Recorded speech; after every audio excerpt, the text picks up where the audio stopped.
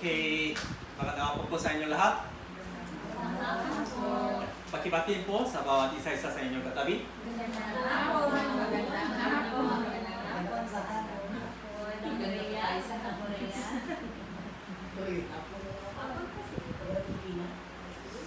Okay, thank you po sa today gathering sa Lord's Day para makinig ng salita ng Diyos. Okay, let's pray first. Sa aming amang Diyos na sa langit, maraming salamat po sa ganitong oras po sa aming patitipon-tipon ito para makinig ng sa inyong mensahe. Ama, masalamat po sa inyo dakilang kalitasan para sa ating spirito. Kaya kami ay po naligtas sa pamamagitan ng mahalagang dugo ni Yesu Kristo. Sa aming Panginoon Jesus, siya na po talagang nagsakripisyo ang kanyang buong buhay nasa Kalbaryo. Dumagang ng kanyang mahalagang dugo nasa krus para pagpapatawad ng sa amin sa maduming kasalanan po. Kaya kami ay po may buhay na walang hanggan sa pamamagitan ng sa inyong biyaya po. Today, ang mga ilang brother and sister, we are gathering together here. Kaya Diyos, pakibubuksan niyo po sa aming spiritual mga mata para maunawaan sa inyong mensahe po, para sa aming Christian buhay po. Ang mga ilang mga brother and sister, hindi pa po sa pupunta today. Kung may sakit po sila, tumutulong niyo po sa ang kanilang sasakit para sa gumagaling po mula sa kanilang sakit po. And also, pakitulungan niyo po sila. Also, next time, dapat sasama po sa aming sa fellowship po. Ngayon, dahil sa coronavirus, kaya buong Philippines talagang mahirap po ngayon, hanggang ngayon. Pero, Diyos, pakiiningatan niyo po sa ang mga brother and sisters, sa inyong mga anak, ang kanilang sa lahat ng mga situation po. And also, Ama, pakitulungan niyo po, kay masamang panahon po ngayon, pero we really want to share ang itong sa tunay ng sa Ebanghelyo po. Lalo-lalo po sa aming mga minamahal ng family po para pupunta sa langit. Kaya Ama, pakitulungan niyo po sa aming lahat ng mga brother and sister.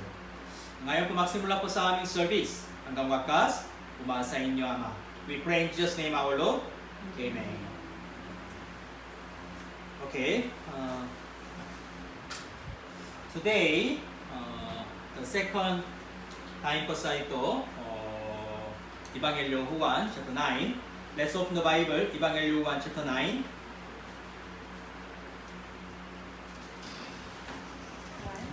Juan, chapter 9. Juan, chapter 9. Juan, chapter 9, mula verse 1. Juan, chapter 9, mula verse 1.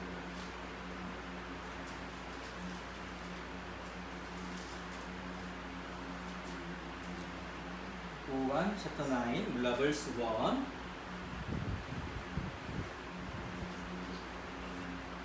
English, no? I will read unang verse, tapos mga brother and sister read the second verse, okay? Hanggang last Bible verse po, okay? Yes. I will read the unang verse, tapos mga brother and sister, second verse, kaya hanggang huli. Okay, I will read first. Sa kanyang paglalakad, nakita niya ang isang lalaking mula pa sa kanyang pagkapang-anak. Tinanong siya ng kanyang mga alagad, sino ang nagkasala, ang tao ito o ang kanyang mga magulang, siya ay pinanak na bulag. Verse 3, sumagot si Jesus, hindi dahil sa ang taong ito'y nakasala o ang kanyang mga magulang man, kundi upang mahayag sa kanya ang mga gawa ng Diyos. Verse 4, kailangan natin gawin ang mga gawa niyo nagsubo sa akin.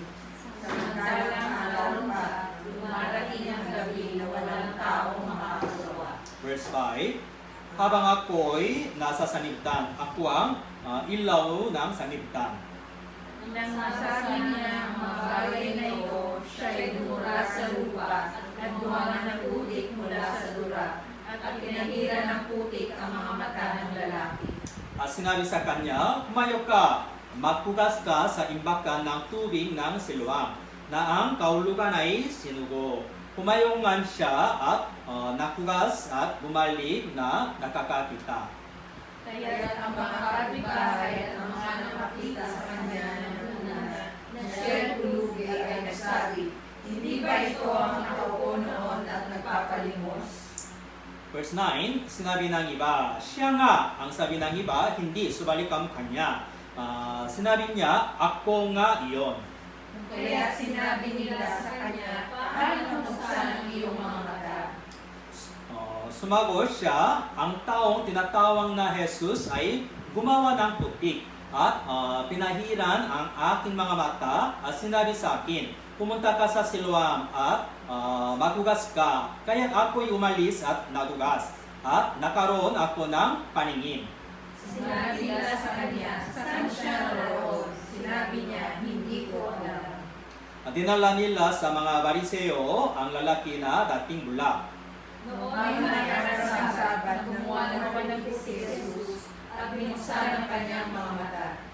Muli na naman siyang tinanong ng mga Bariseo kung paano siya nakaroon ng paningin.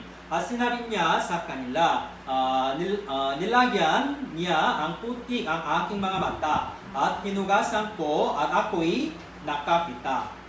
Kaya sinabi nila sa mga Pariseo, "Ang taong ito hindi mula sa Diyos, sapagkat hindi siya nanghili ng isang Sabat." Subalit sinabi ng iba, "Paano makakagawa ng gayong matanda ang isang taong makasalanan at nagkaroon ng pagkakapanalagi sa kanya?" Muling sinabi nila sa bulag, "Ano ang masasabi mo tungkol sa kanya? Sapagkat binuksan niya ang inyong mga mata." At kanyang sinabi, siya'y isang propeta. Hindi naniwala ang mga Hudyo na siya'y dating bulag at nagkaroon ng kanyang paningin, hanggang sa kanyang tinawag ang mga magulang ng lalaki na nagkaroon ng paningin. Verse 19, at tinanong sila, "Ito ba ang inyong anak na sinasabi ninyo ipinanganak na bulag? Paano nakakakita na siya ngayon?" Sumagot ang kanyang mga magulang, "Alam namin ito'y aming anak at siya'y pinanganak na bulag."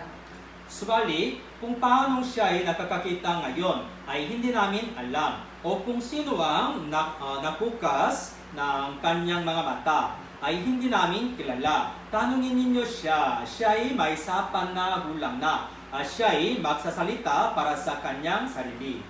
Ang bagay na ito sinabi ng kanyang mga magulang, sapagkat natatakot sila sa mga Hudyo, sapagkat pinagkaisahan na ng mga Hudyo na kung sino man ang magpapayag kay Jesus Kristo ay pagkalayasin mula sa sinagoga.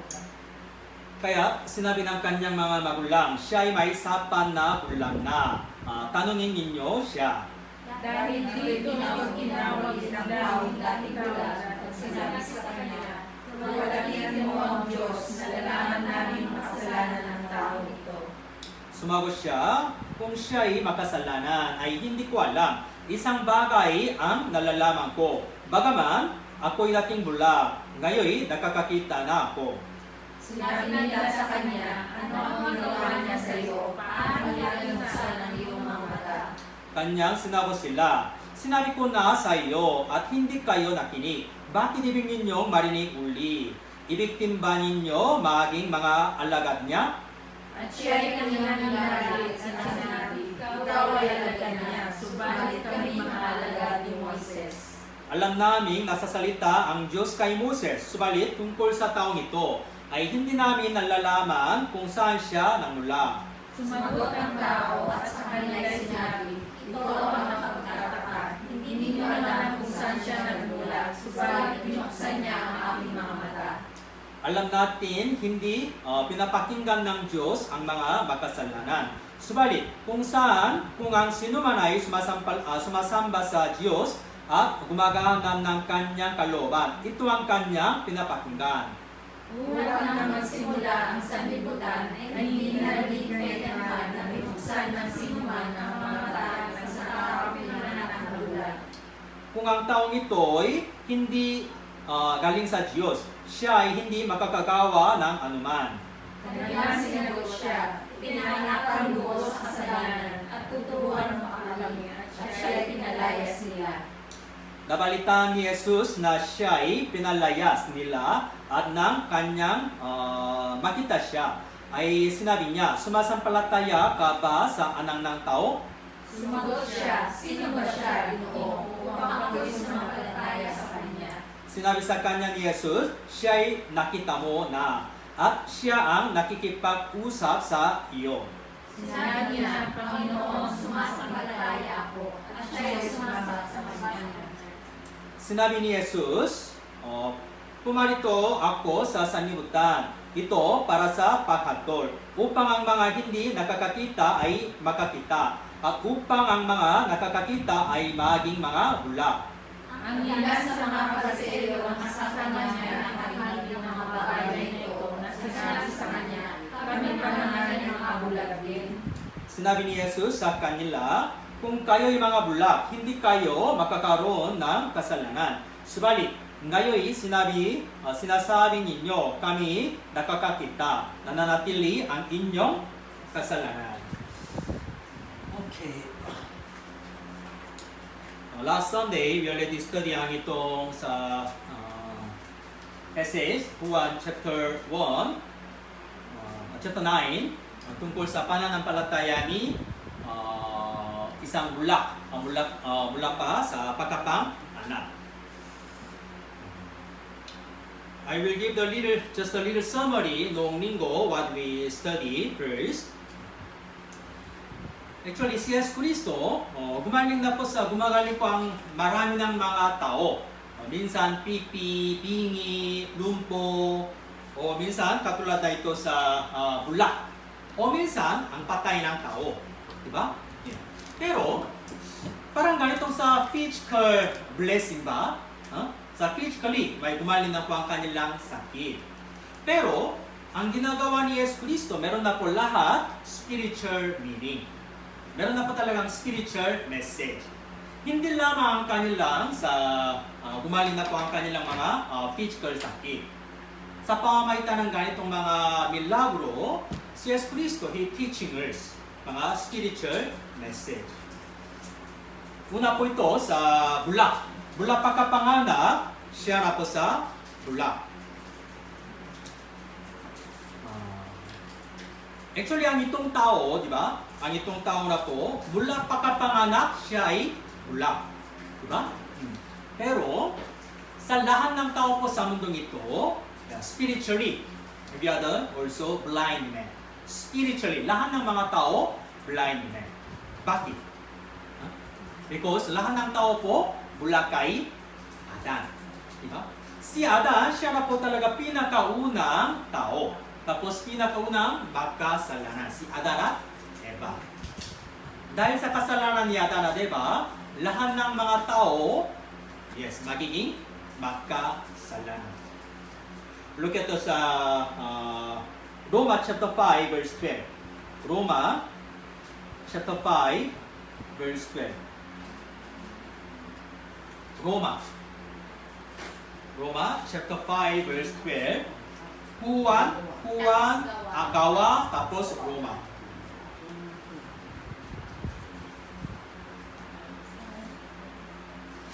Juan chapter 5 verse 12. Juan chapter 5 verse 12. Chapter 5 verse 12. Juan chapter 5. Roma. Sorry. I say Juan, no? Yeah. Sorry. Roma. Roma chapter 5:12. Roma chapter 5:12. Okay, 3, 2, 1. Kaya kung paano sa pamamagitan ng isang tao ay pumasok ang kasalanan sa sanlibutan, at sa pamamagitan ng kasalanan ay ang kamatayan. Kaya dumating sa lahat ng mga tao ang kamatayan, sapagkat ang lahat ay nagkasala. Kaya kung paano sa pamamagitan ng isang tao, sino ito?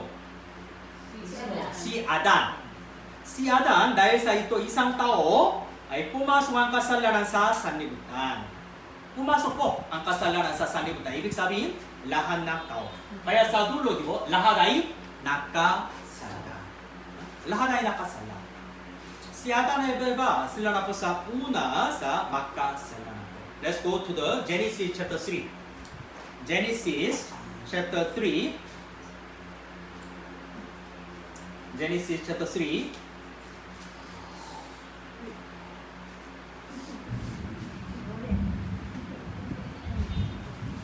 Genesis chapter 3.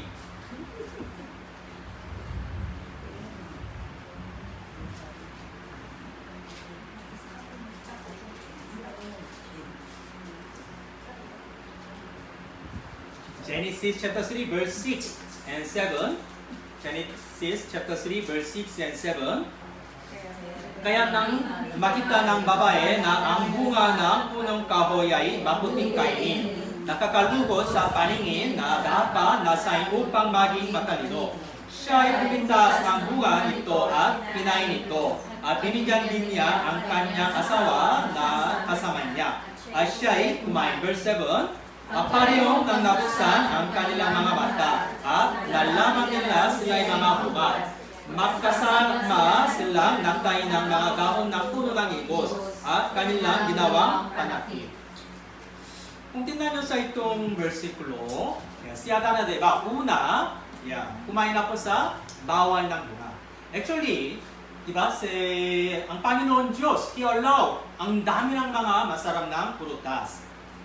Sinabi ng Diyos, malalakaya sa kumakain na lahat ng mga bunga, except only one. Except only one. Ang bunga ng pagkakilala ng maputi at masama. Pero, dahil sa tukso ni Satanas, si Eva kumain na po una. Tapos si Adan din kumain na. Pagkatapos ng nakasala, verse 7, parehong nabuksan ang kanilang mga mata. Parehong nabuksan ang kanilang mga mata. Kaya, nalalaman din lang sila ay mga hubad. Mula itong versikulo, I think, dalawang mga bagay. Parehong nabuksan ang kanilang mga mata. Ibig sabihin, dati sila na bulak. Dahil bulak pa, kaya nabuksan pa ang kanilang mga mata. Huh? Blind, di ba dati? Hindi. Huh? Kaya, second, nalalaman nila sila ay mga hubad. Nalalaman nila sila ay mga hubad. Ngayon na lang hubad ba? Ngayon na lang hubad? Ayon po sa Biblia, tingnan niyo ito sa chapter 2 verse 25, ang lalaki at ang kanyang asawa ay kapwang hubad, ngunit sila hindi nahihiya. Kahit dati, before they commit sin, hubad pa rin. Diba? Hubad pa rin. Pero sinabi niya ito, hindi sila hindi nahihiya. Hindi nahihiya. Bakit hindi nahihiya? Hubad na. Si Adan at Eva, adult na. Diba? God made Adan at Eva bilang adult. Diba? Adult na, hubad, walang dami, pero hindi nahiya. Bakit? Dati, dahil walang kasalanan. Walang kasalanan. Katulad na baby. 1 year, 2 years na baby, di ba? Kahit hubad, pero masaya. Di ba? Walang iya. Dahil hindi nila alam ano ang mali o ano ang kasalanan. Pure heart. Di ba? Pure heart. That's why si Adan at Eva also parehas na. Pero, when they commit sin ito, di ba? Nalalaman nila sila ay mga hubad. Just ngayon, nalalaman nila sila ay may hubad. Kaya, takot na po, takot. Ayon po sa Biblia ito, sa verse 10, sinabi niya, narinig ko ang inyong piling sa halamanan. At ako'y ano? Natakot. Sapagkat ako'y hubad. At ako'y natakot. After they commit sin, takot po. Guilty na, takot. Dahil may kasalanan. Dahil sa may kasalanan, kaya takot sila.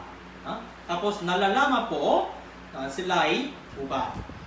Tapos ito, parehong nabuksan ang kanilang mga mata. Parehong nabuksan ang kanilang mga mata. What's meaning there? Parehong nabuksan ang kanilang mga mata. Ang mata, tingnan mo, ang tao din po, di ba? Tao, may katawan, tapos may spirito. Di ba? May katawan, may spirito. Parehas po. May mata na ito katawan. Tapos, may mata ng spirito. Before they commit to sin, ang kanilang spiritual mata, laging ang kanilang spiritual mata talagang maliwanag. Kaya, makakakita ng Diyos. They always talk with God. Masaya dahil walang kasalanan. Kaya spiritual mga mata talagang maliwanag. Ang problema, dahil sa kasalanan, ang spiritual mga mata nila, magiging kadiliman po. Disconnection through relationship with God. Dahil sa kasalanan ng Adan at Eva. Tapos, para yung nabuksan ng kanilang mga mata, ibig sabihin ito, physical mata na lang. Physical mata na lang nabuksan ko para makakita kasalanan. Dati, spiritual mata lang talagang maliwanag. Kaya, they can see lahat ng mga spiritual things lang. They can see in the God. Pero, walang interesado tungkol sa ang bagay ng sa mundong ito. Pero after they commit to sin, ano ba? Para yung nabuksan ang kanilang mga physical mata. Kaya laging focus lang kasalanan o ang bagay ng sa mundong ito na po. From that time, from Adan at Eva, di ba? Spiritually, ang kanilang mga mata magiging bulak. Tapos, nabuksan ang kanilang physical mata na lang. Kanina, di ba? John chapter 9, ang isang bulak pagkapang anak. Di ba? Mula pagkapanganak siya na po bulak. Meaning, sa mundong ito, lahat ng mga tao po spiritually bulak. Mula pagkapang anak. Dahil sa kasalanan ng Adan at Eva. Di ba kanina mga alaga, tinanong nila, di ba? Guro, kaninong kasalanan ba? Ang kanyang sariling kasalanan ba? Kaya siya ay sa bulak pagkapanganak? Meron mo ba ganitong sa kasalanan, mula pagkapanganak? Isang baby, mula sila pupunang nanay, masama ba? Hindi. Walang anumang mga sa masamang gawa. Tingnan mo, di ba, sa mukha ng sa 1 month o 2 months baby. Parang anghel. Di ba, sobrang cute, walang masama. Di ba? Pero spiritually, makasalanan pa rin. Spiritually, bulak pa rin. Spiritually. Dahil sila ay mula sa Adan at Eva. Naintindihan mo ba? Kaya, ang isang meaning, ang isang tao na bulak pagkapanganak, siya ay bulak. Meaning, lahat ng mga tao po sa mundong ito, spiritually bulak. Naintindihan nyo? Spiritually bulak, ibig sabihin, makasalanan. Makasalanan pa rin po.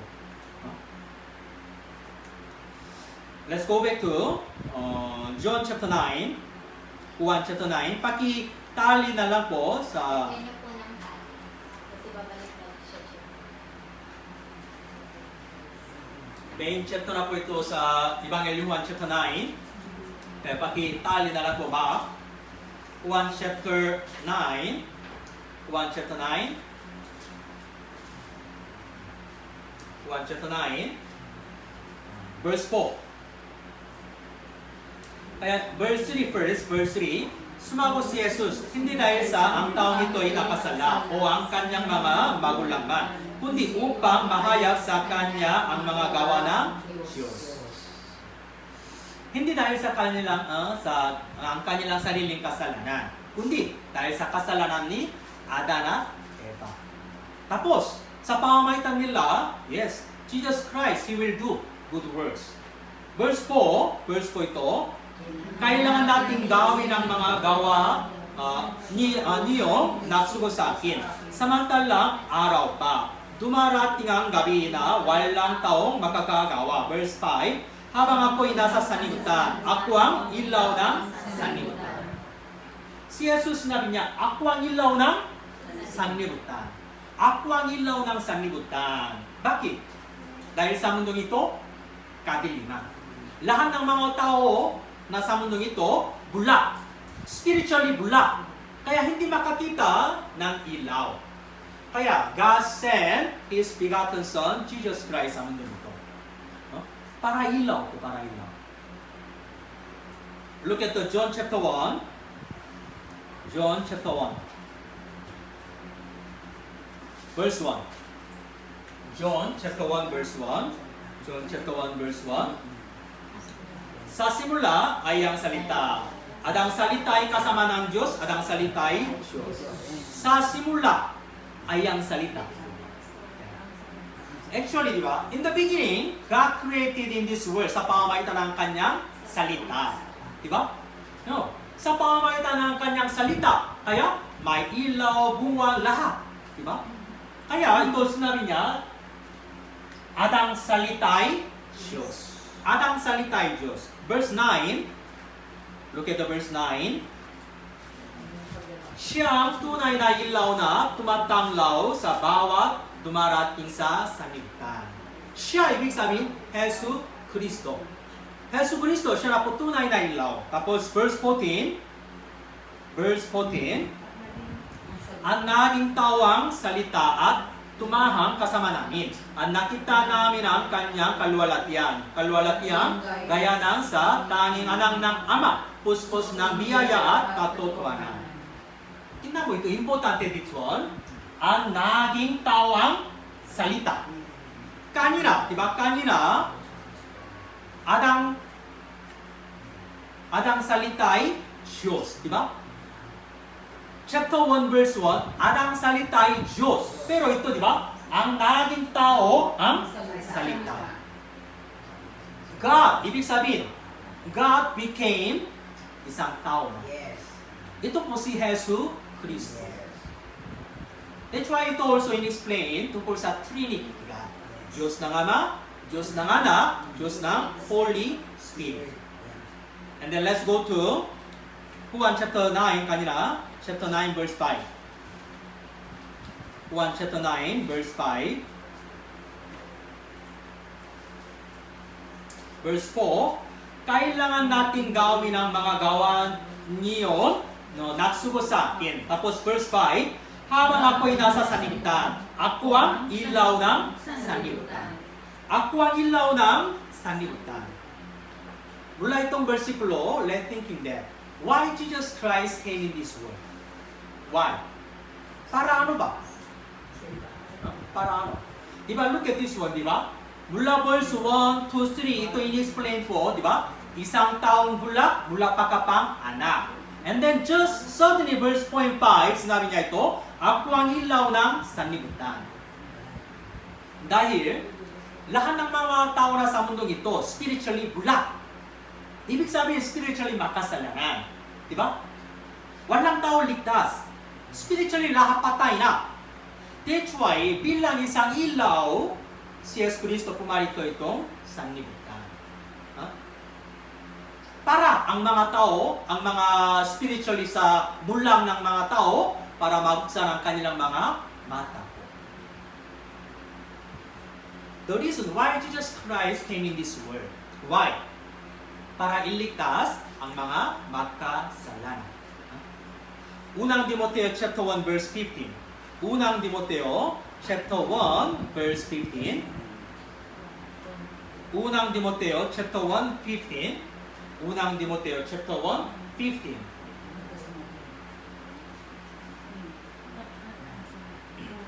Unang Timoteo chapter 1 verse 15. Sister Lisa, mabilis na. 351. Unang Timoteo chapter 1 verse 15. Okay, basahin po natin sabay-sabay. Tapat ang salita nararapat tanggapin ng lubos, na si Kristo Jesus ay pumarito sa sanlibutan upang iligtas ang mga makasalanan, na ako ang pangunahin sa mga ito. Si Kristo Jesus ay pumarito sa sanlibutan upang iligtas ang mga makasalanan. Upang iligtas ang mga makasalanan.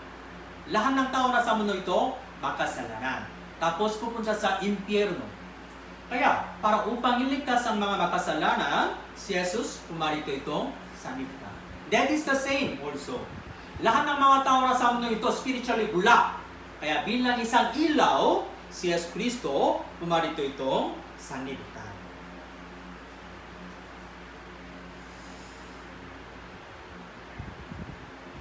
Kung ganon, okay, let's go back to sa ulit. Let's go back to John chapter 9.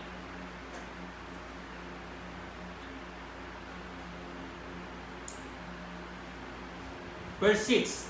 nang masabi niya ang mga bagay na ito, siya'y dumura sa lupa at gumawa ng putik mula sa dura at pinahiran ng putik ng kanyang mga mata ng lalaki. 7. At sinabi sa kanya, humayo ka, maghugas ka sa imbakan ng tubig ng Siloam. Nang kahulugan ay sinugo, humayong nga siya at naghugas at bumaling na nakakakita. Sa pamamagitan ng Hesu Kristo. Sa pamamagitan ng tulong ni Yesu Kristo, ang itong bulang ng tao, nabuksan po ang kanilang mga mata. Dahil sa kay Hesu Kristo. Actually, pakitingnan nyo sa ito, bulak, di ba? Siya na po bulak, pagkapanganak, bulak po. Kaya siya na po laging he stay sa gitna ng, sa gate ng Jerusalem Temple. Halimbawa, parang ito na Jerusalem Temple, parang ganito, Jerusalem Temple. Tapos ito na may gate. Kung gano'n, ang ito, bulang ng tao ito, lagi siya na nakaupo doon. Para ano? Para begging. Di ba? Oh, para begging. Pera o pagkain, dami parang ganito. Tapos, ang dami ng mga tao, pumapasok ito, Jerusalem Temple. Araw-araw. Jerusalem Temple na, Jerusalem Temple. Di ba? Oh. Especially mga religious leader, mga Bariseo, Saduseo, o lahat ng mga religious men mula sa buong Israel. Sila na pupunta sa Jerusalem. Di ba? Yes. Mula sa ganitong mga tao, pwede na po kukuha ng mga pera, pagkain, dami. Ang mga physical mga bagay lang, he can get it. Pero, when he met Jesus Christ, the day, ang isang araw po, siya na po sa nakakita, Hesu Kristo. One day, di ba, si Yesu Kristo, lumalakad na ito. Di ba? Tapos, nakita po ito isang bulang ng pulubi. Di ba? Hanggang yesterday, he met 100 people, 1,000 people he met every day. Di ba? Dahil marami ng tao po pupunta ito, Jerusalem Temple. Oh, pero no one opened his eyes.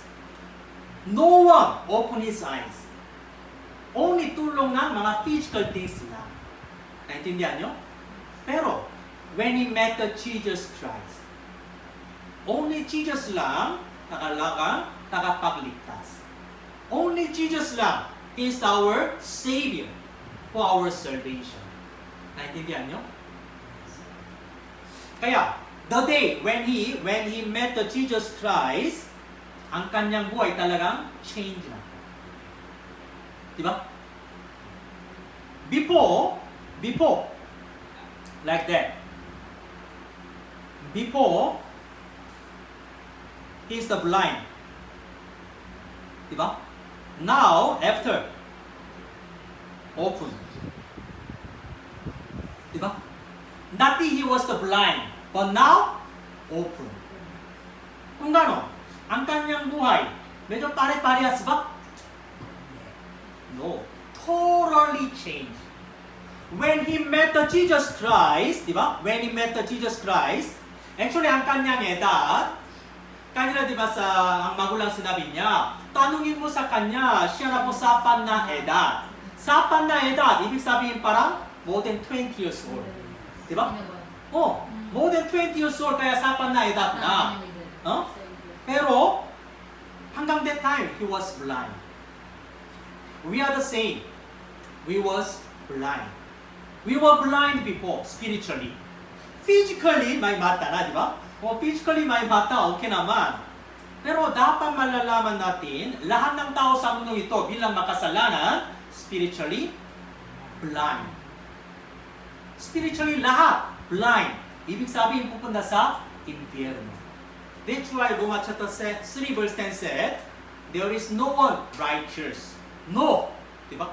Walang matuwid, wala kahit isa. Lahat ng tao po talagang miserable and makasalanan. Spiritually, blind na. But look at that. After he met the Jesus Christ, he was blind, but now, open na. Kung gano'n, medyo konti lang change? medyo konti lang change ba? O totally change ba?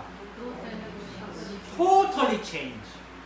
That is the same, our salvation. Born again spiritually, diba? Born again, our spiritual salvation. From that day, we are totally changed. Look at the Bible, Colossians chapter 1:6. 에베소, 필리포, 골로사스. Colossians chapter 1 verse 6.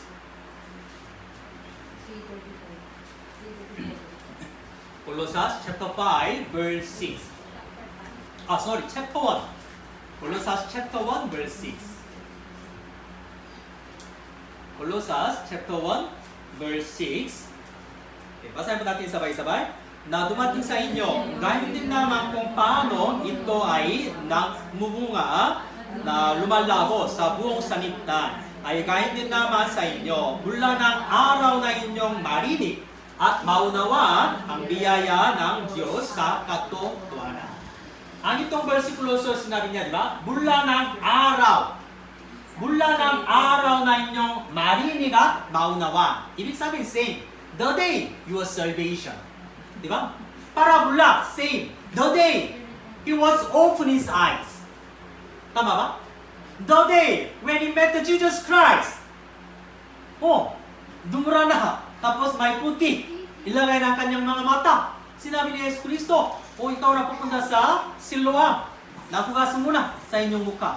The day his eyes was open. Diba? Nang araw na inyong marinig ang maunawaan ng salita ng Diyos. Diba? The day we got the salvation. Parang, dati, the day the salvation. When you listen to the Bible seminar, diba? From first day hanggang fifth day. And last session, when we listen to the gospel, yes, all our was really forgiven. Diba? The day when we got the salvation, that is the same, diba? Ang itong isang araw, when the blind man, when he met the Jesus Christ, before and after, totally changed. He was blind. Diba? He was blind. He cannot see anything. He could see anything before. Laging kadiliman. Laging kadiliman. Walang makakita. Kahit ang kanyang minamahal ng magulang. Diba? He couldn't see the face of ang magulang. Walang ilaw. Laging kadiliman talaga pula. But, when he met the Jesus Christ, his eyes open. His eyes open. Diba? Happy day! Happy day! Yeah. The day of the salvation, parang ganito. That's why, ikalawang Korinto chapter 2, chapter 5, ikalawang Korinto, unang Korinto, ikalawang Korinto, chapter 5:17. Roma chapter 5:17. Ikalawang Korinto. May marami ng mistake na.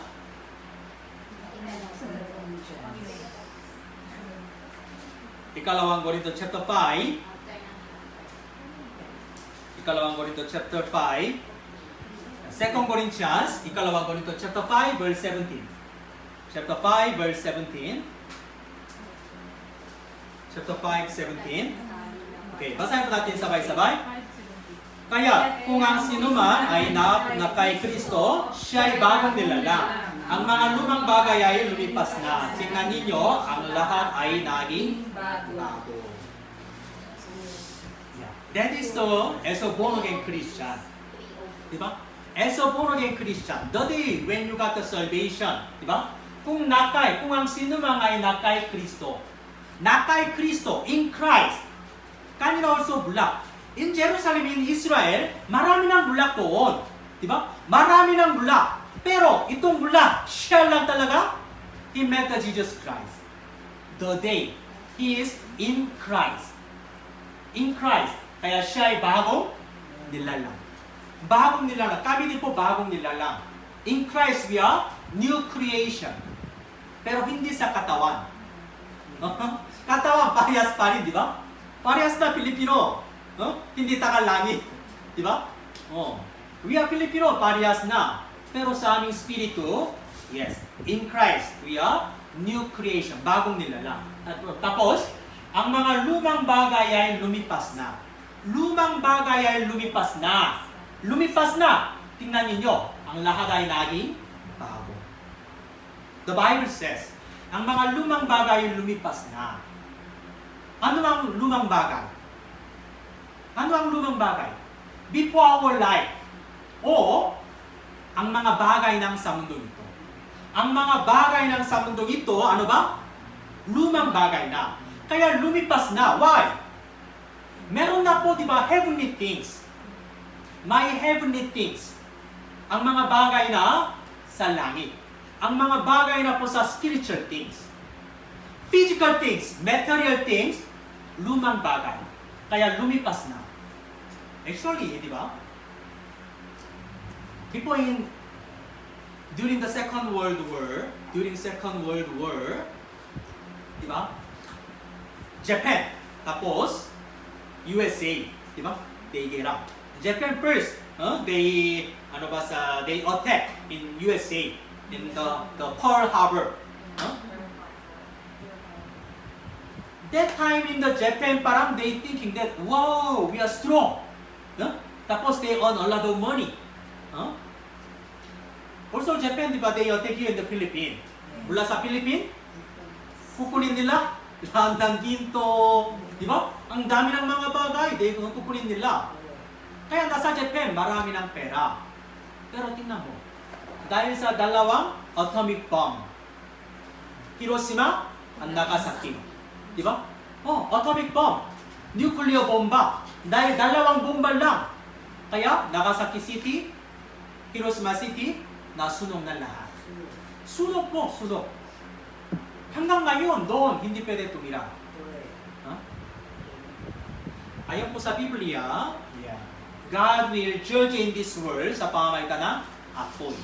There is the fire judgment. Tingnan mo, soon, ang lumang bagay ay lumipas na. In God's plan, He will destroy everything in this world. Kung gano'n, tingnan mo. Bilang born again Christian, sa aming puso, hindi focus na po ito, lumang bagay. Huwag kayong focus, material things sa mundo ito. Why? Sinabi niya, lumipas na. God gave us bagong nilalang. Ang bago, lahat ay bago. Heavenly things. Naintindihan nyo? But do you know? Dahil, mga may katawan hanggang ngayon, may katawan pa rin. Diba? May katawan. Kaya, we have the desire still. Simple nature and desire. Ayon po sa Biblia, ang lahat ng mga lumang bagay lumipas na. Ang problema, dahil may katawan. Kaya, kung makikita nyo ang magandang mga bagay, ano ba? May inggit. Wow, maganda na ito. Gusto ko na ito. Diba? Yes. Kung may magandang sasakyan. Wow. Kung brand new sasakyan. Kung gano'n, wow, gusto ko na po din ganitong sasakyan. Di ba? Meron na po ganitong desire. That time, we have to remember this one. Lumang bagay ay lumipas na. Soon, everything will be destroyed. Naintindihan nyo? Ibig sabihin sa aming mga mata, dapat heavenly things. That is the same kanila, di ba? Bulak. Before he opened his eyes, ano ba? Ang talagang mahalaga, halimbawa, siya po, di ba, kanina, nakaupo sa templo, di ba? Tabi ng sa gate na ito sa temple, di ba? In this case, ang halimbawa, ang mahalaga niya, dahil pulubi kaya isang damit. Isang damit ito pinakamahalaga sa kanya. Di ba? Tapos, para begging, kailangan po ano ba sa parang Ken? Di ba? Para sa pera, para kukunin wala ba sa ilaglag sa pera, di ba? Parang ganitong Ken, talagang mahalaga. Tama ba? Oh, alisin niya kung nawawala ito, siyempre ako na nagugutom. Kaya itong can sobrang mahalaga. Pero after he open eyes, ano ba? Itong can? Hindi mahalaga. Di ba? Yeah, he will give ibang pulubi na lang. Why? His eyes open. Di ba? His eyes open. Ibig sabihin, talagang different life. Our life also same. Before we were blind. Pero ngayon, we are open. We are open na po talaga. Kaya talagang different. Di ba? Actually, we know that Amazing Grace. Amazing grace, how sweet the sound that saved a wretch like me. I once was lost, and now am found. Was blind, but now I see. I was blind, but now I see. I once was lost, but now am found. I was blind, like kanina, di ba? Blind na, mula pagkapanganak, blind, spiritually blind. Kaya dapat pupunta sa impyerno. Pero ngayon spiritually ano ba? Open na. Open na. Now, I see. What can you see? Huh? Now I see, di ba? What can you see? What can you see? Kanina di ba also, di ba, si Adan at Eva, parehong nabuksan ang kanilang mga mata. Huh? Kaya, mas maliwanag ang physical mga bagay, material mga bagay. Ano ba? Born-again Christian parang ganito ba? Open your eyes. Kaya, mas marunong sa material things. Huh? Mas marunong investigation. Huh? Mas marunong sa mga income money. Hindi. Para sa Diyos na po. Para sa Diyos. Para sa spiritual things na. I was blind, but now I see. Now I see spiritual things. Heavenly things. Now I see what? In the Bible. Before I was blind. Kaya when you reading the Bible, hindi ko na naiintindihan. Sleepy na, sleepy. Di ba? Pero ngayon, it's amazing, di ba? We could read the Bible. We can understand. Di ba? Yeah, why? Before we are blind, but now, I see.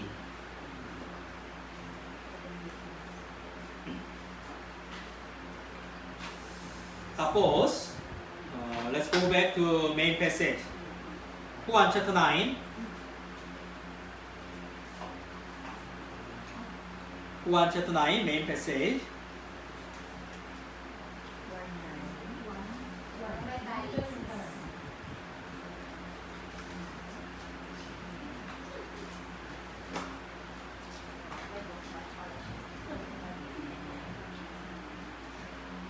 Verse 14. Juan chapter 9, verse 14. Juan chapter 9, verse 14. Verse 14. Noong ay araw ng Sabas nang gumawa ng putik si Jesus at binuksan ng kanyang mga mata. Last week, I explained about also short message about the Sabbath. Diba? Sabbath. Can you remember that? What's the meaning of the Sabbath? Huh? What's the meaning of the Sabbath? Huh? No, lingo. Huh? Yeah, let's review. Ano? True rest. Yeah, true rest. What is the true rest? Huh? Rest in the presence of God. Actually, when you look at the Bible, Genesis chapter 2, okay, let's go. Genesis chapter 2.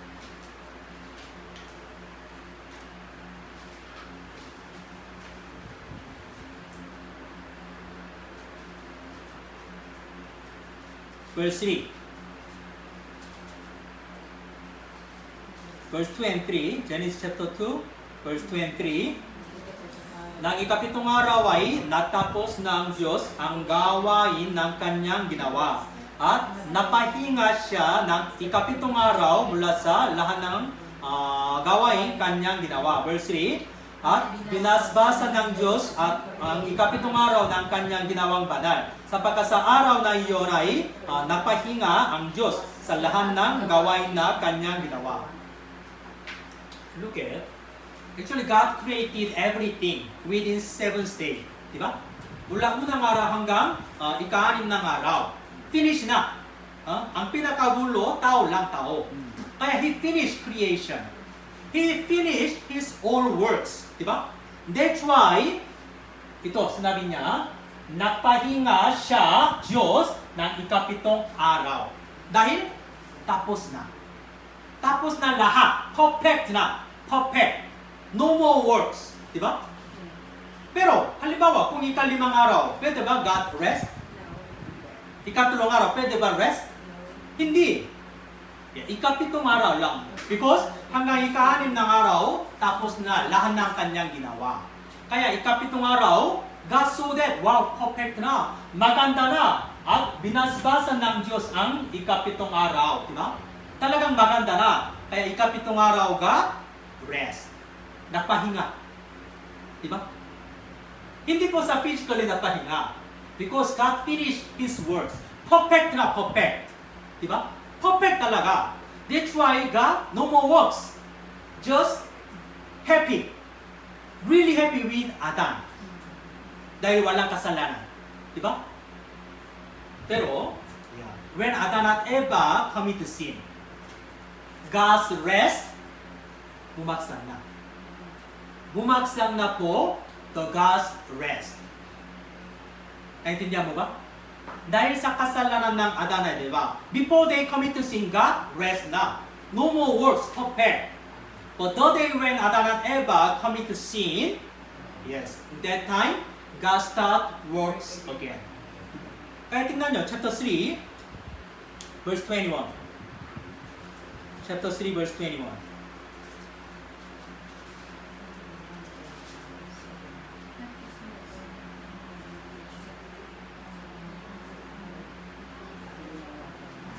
Chapter 3, verse 21. At ginawa ng Panginoon Diyos si Adan at ang kanyang asawa ng mga kasotang balat. At sila'y tinanta. God's works. Yes. Dahil sa kasalanan ng Adan at Eva. Diba? Ayon po sa Biblia, ang kabayaran ng kasalanan ay kamatayan. Dapat mamamatay. Diba? Kaya in God's works meaning, unang Timoteo chapter 2 verse 4, ang Diyos ay nangnanais, lahat ng mga tao ay maligtas, at magkaroon ng pagkakilala ng katotohanan. God desire all men to be saved, even Adan at Eva. Diba? Before they commit to sin, Adan at Eva, God really rest na. Perfect peace. Pero when Adan at Eva commit to sin, ang God's rest, bumaksan na po, bumaksan. Naintindihan nyo? Hindi lang po si Adan at Eva. When we commit to sin, we are also same. We break God's rest. Lahat ng mga tao, di ba? Kaya from that time, God works again. Look at Juan chapter 5, verse 17. Juan chapter 5, verse 17. Juan chapter 5, verse 17.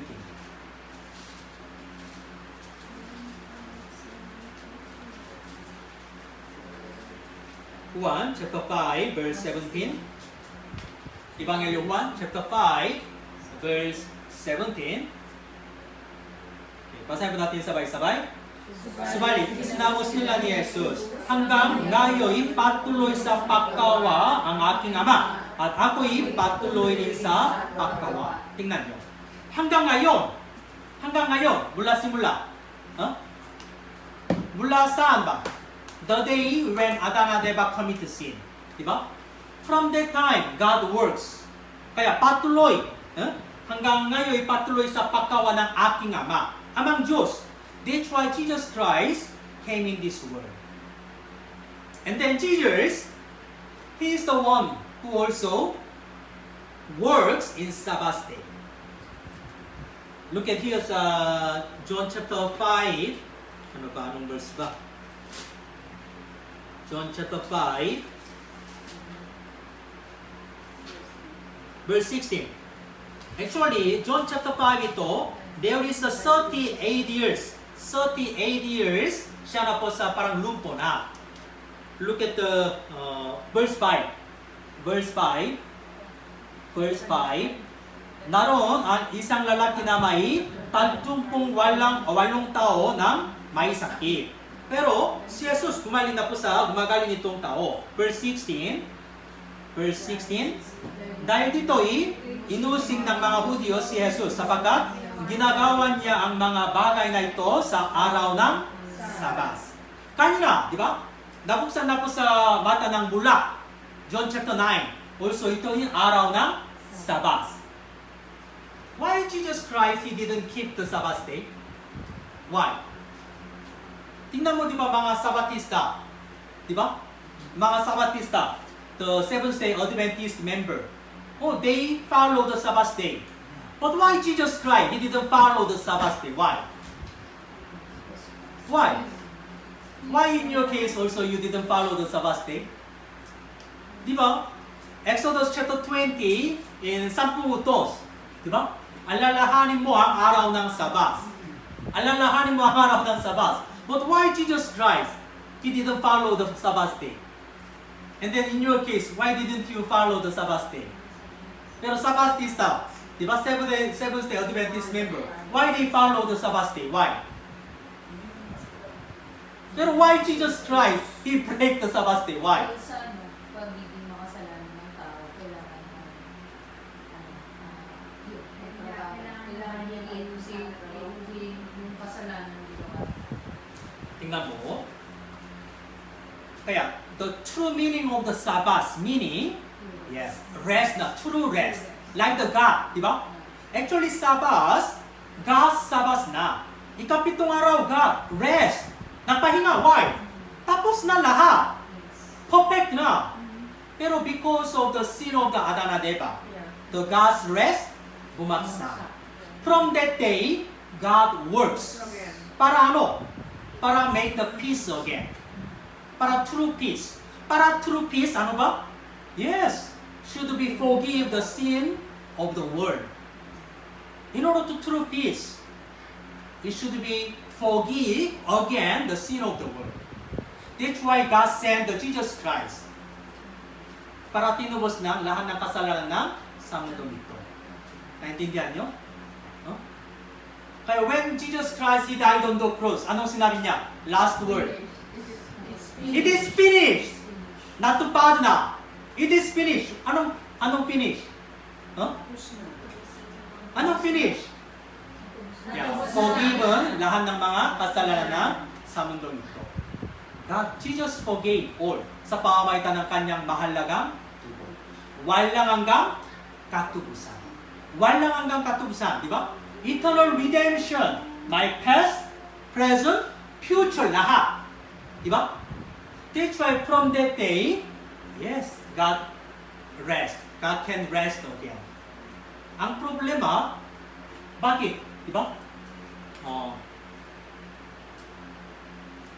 Hanggang ngayon patuloy pa sa paggawa ng aking ama. At ako'y patuloy na rin paggawa.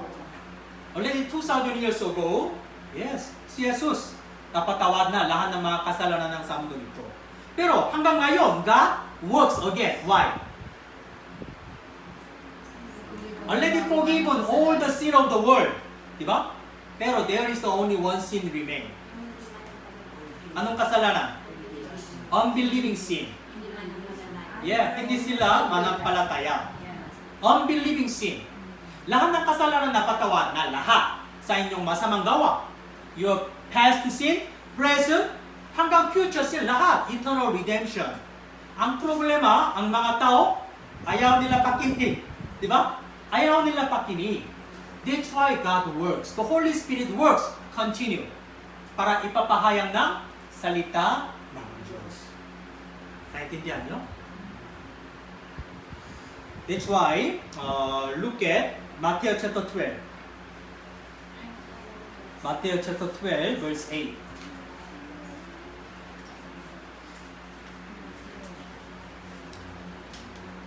Matthew chapter 12, verse 8. Yes, Matthew chapter 12, verse 8.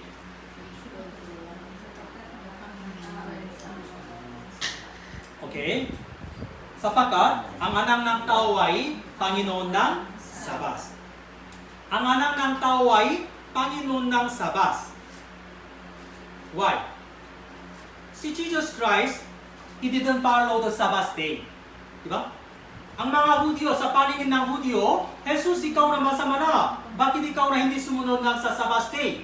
Pero si Biblia sinabi niya, Jesus, anak ng tao, siya ay Panginoon ng Sabbath.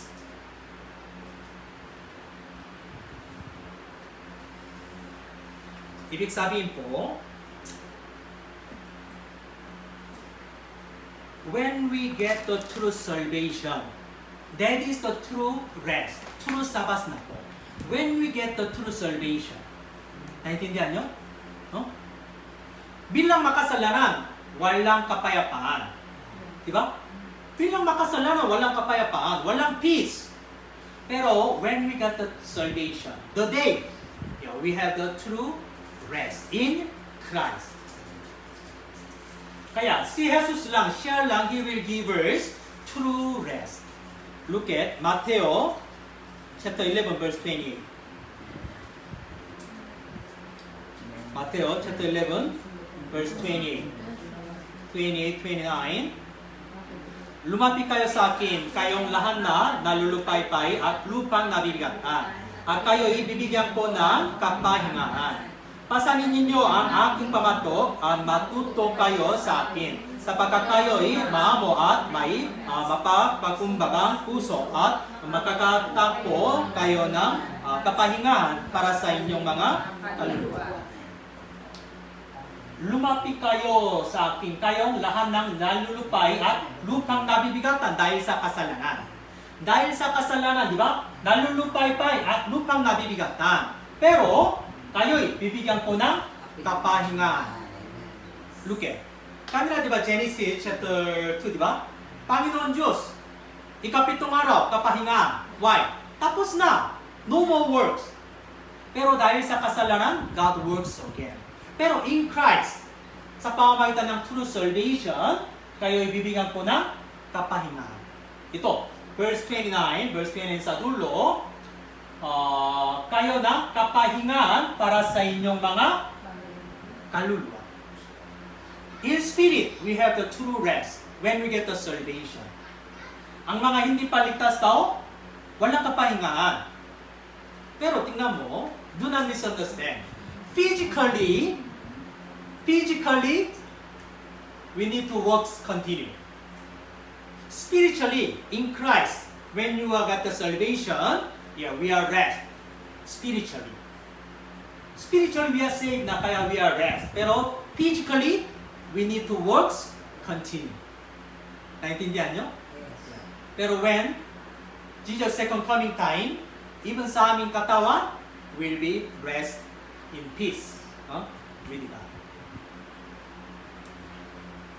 Kaya, even Jesus Christ, He didn't follow the Sabbath day. Why? Why nasa 10 utos? Bakit meron po sa Sabbath day? Why? Ano ang kahulugan? Ano ang sa layunin ng 10 utos? Sister Mary, ano ang layunin ng 10 utos? Question? Ano ang layunin ng 10 utos? Just to follow kung ano gusto ng Lord sa mirror of your life. So if you got sin, so parang pinapaalala sa inyo ng Diyos na you are sinners during the time of the Old Testament. So when Jesus came here to save, so hindi natin maaabot yun eh. We cannot perfect that 10 commandments. So, may tao ba? Kung gano'n, may tao ba para pupunta sa langit sa pamamagitan ng 10 utos? cannot be. Yes, no one. Yeah. 10 utos parang mirror. Yeah. Diba? Parang mirror.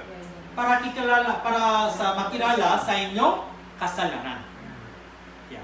Alalahanin mo ang Sabbath day. Ibig sabihin, Yes, you are the one who break in God's Sabbath. You are the one who, like Adam, di ba? Siya na po, isang tao na, he break in God's rest. Naintindihan nyo?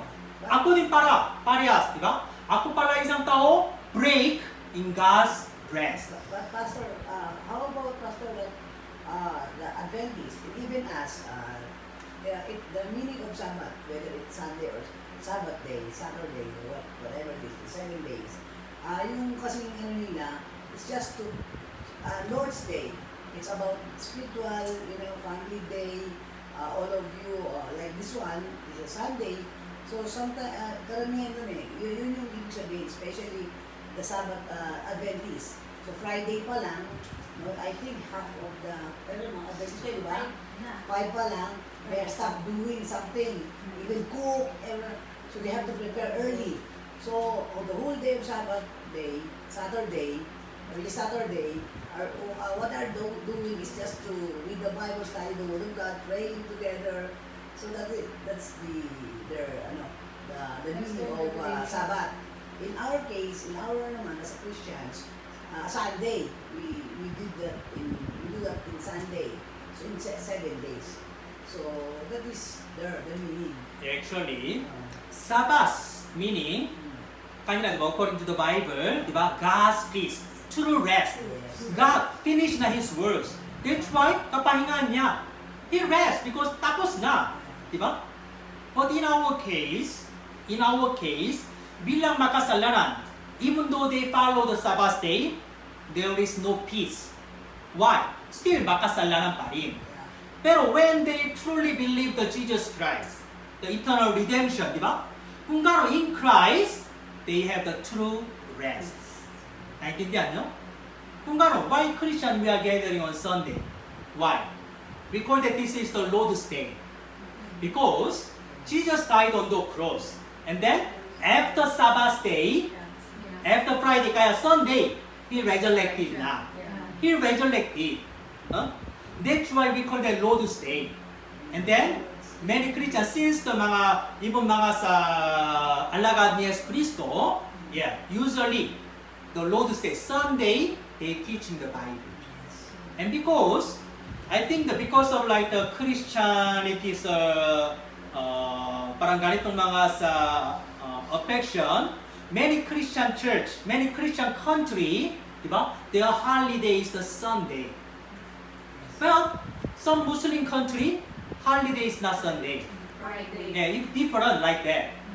In that country, some Christian, yes, they gathering. Let's Saturday or Friday, Saturday they gathering para Bible study. Pero in our case, Lord's Day. Yeah, we are gathering. In the Bible also many times mentioned the Lord's Day. Lord's Day meaning the day of the Jesus resurrection. The day automatically, little by little, that day become like the Sunday na para Bible study. Okay? Anyway, biblically, the Sabbath, the true peace na. Hindi po like the Sabbatista. Intindihan nyo? Okay, let's continue. Let's go to the John chapter 9.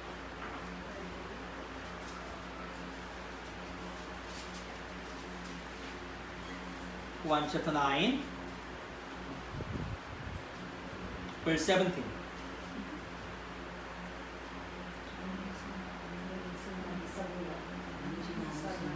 Okay, 3, 1. Muling sinabi nila sa bulag, ano ang masasabi mo tungkol sa kanya? Sapagkat binuksan niya ang inyong mga mata. Ang kanyang sinabi, siya ay isang propeta. Hindi naniniwala ang mga Hudyo na siya ay dating bulag at makaroon ng kanyang paningin. Hanggang sa kanilang tinawag ang mga magulang ng lalaki na nakaroon ng paningin. Actually, ang una, ang itong sa bulag dahil nakakita. Kaya ang isip niya una, siya ay isang propeta. Jesus, isang propeta na. Hindi tunay ng Savior. Hindi Christ. Ang unang isip niya, propeta lang. Diba? Propeta. Kahit bumalik na ang kanyang mata. Pero ang isip niya, Jesus ay propeta lang. Tapos, verse 19, Tinanong sila, ito ba ang inyong anak na sinasabi ninyo ipinanganak na bula? Paano nakakakita na siya ngayon? 20. Sumagot ng kanyang mga magulang, alam namin ito yaming anak at siya'y ipinanganak na bula. 21. Subalit kung paano siya'y nakakakita ngayon at hindi namin alam o kung sino ang nabukas ng kanyang mga mata at hindi namin kilala. Tanungin ninyo siya'y may sapat na gulang na at siya'y nagsasalita para sa kanyang sarili. 22. Ang mga bagay na ito ay sinabi ng kanyang mga magulang sapagkat natatakot sila sa mga Hudyo. Sapagkat pinapaisahan na ang mga Hudyo na kung ang sinumang ay nagpahayag na si Jesus ang Kristo ay napalayasin mula sa sinapuga. Let's think this one. Ang mga magulang, di ba? Kanila di ba sa ang taong bula, ang isip niya, si Jesus ay propeta lang. Pero ang mga magulang, tingnan mo magulang, totoo ba? Ang mga magulang, totoo ba ang kanilang sinabi? Sinabi niya ito, di ba? Hindi namin alam. Hindi namin alam. Ito sinabi niya, hindi namin alam. Tapos, hindi namin kilala. Alam nila ba? Alam nila, di ba? Oo, kilala nila Yesu Kristo. Pero sinabi niya, hindi namin alam. Hindi namin kilala. Bakit? Takot na. Natakot. Pero bulak, tingnan mo bulak, look at this one. 24. Dahil dito itinawag nila muli ang taong dating bulak at sinabi sa kanya, luwalhati mo ang Diyos, nalalaman namin makasalanan ang taong ito. 25 ito. Okay, basahin po natin sabay-sabay. Sumagot siya, kung siya'y makasalanan, ay hindi ko alam. Isang bagay ang nalalaman ko, bagaman ako'y dating bulak, ngayon nakakakita na ako. Look at. This is the testimony of bulak. Ang sinabi niya, diba? Makasalanan ang tao ito. Jesus na makasalanan na masama na. No? Dahil hindi sumunod ng Sabbath day. Pero itong bulak, di ba? Kung siya ay makasalanan, ay hindi ko alam. I don't care. Pero, tingnan mo, isang bagay ang nalalaman ko. Ang isang bagay ng nalalaman ko, ano? Bagaman ako'y dating bulak. Pero ngayon, nakakakita ako. Dati ako bulak, pero ngayon, nakakakita ako. Hindi takot siya. Matapang. Tapos sinabi niya, verse 27, sinabi ko, kanyang sinagot sila, sinabi ko nasa inyo, at hindi kayo nakinig. Bakit ibig ninyong marinig uli? Ibig din ba ninyong magiging mga alagad niya? At siya ay kanilang nilait ang sinabi. Ikaw ay alagad niya, subalit kami, mga alagad ni Moses. Alam namin nasasalita ng Diyos kay Moses, subalit tungkol sa taong ito ay hindi namin nalalaman kung saan siya ay nagmula. So, sumagot ang taong na sa kanila ay sinabi, ito ang nakapagtataka. Hindi ninyo alam kung saan siya ay nagmula, subalit binuksan niya ang aking mga mata. Alam natin, hindi pinapakinggan ng Diyos ang mga makasalanan. Subalit, kung ang sinuman ay sumasamba sa Diyos at gumaganap ng kanyang kalooban, ito ang kanyang pinapakinggan. Buwang ng magsimula ng sanlibutan ay hindi narinig kailanman na binuksan ng sinumang ang mga mata ng isang tao. Ay pinangalang na wala. Continue his testimony na. Continue, di ba? Walang takot. Walang takot na. Dahil siya na po, ano ba ito?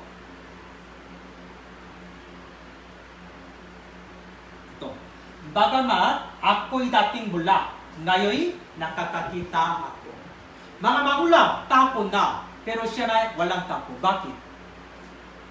Dahil siya na, nabuksan ng kanyang mata, di ba? He was open his eyes sa pamamagitan ng Jesus Kristo. Dating bulak, ako'y dating bulak, ngayon nakakakita. That is the same horrors. Tingnan mo ito. Dati ako'y makasalanan. Pero ngayon, save na. Dati ako spiritually wala. Pero ngayon, spiritually, open na. Diba? Dati ako makasalanan, dapat pupunta sa impyerno. Pero ngayon, ano? Ligtas na. I'm saved. 100% saved na. Walang hanggang katubusan. Diba? Walang tako. Mga magulang, tako na. Diba? Because mga magulang, walang tunay ng experience. Huh? Walang tunay ng experience. Pero, yes, okay na. Don't worry. Dati, di ba? Mga magulang, takot na, matakot. Pero itong bulak, hindi. Why? Magulang, walang experience, salvation. Walang experience salvation sa pamamagitan ng dugong Yesus. Kaya takot na. Ayaw nila pinalayas ng sinagoga. Sinagoga, ibig sabihin, Judaism, religion of the Israelita. Di ba? Oh, ang takot sila, di ba ito, mga magulang, takot sila, samba. Oh, ito. Huh? Sino man ay napahayag na si Jesus ang Kristo ay napalayasin mula sa sinagoga. Ang mga hindi paligtas tao, medyo takot na. Medyo takot. Why? Huh? Look at this one. Luke chapter Matthew chapter 13. Matthew chapter 13.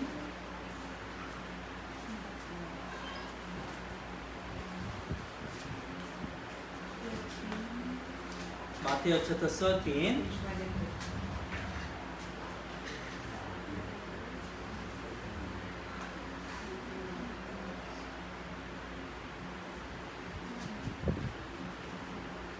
Verse 18. Mula verse 18. Pakinggan ninyo ang talingaga ng mga asik.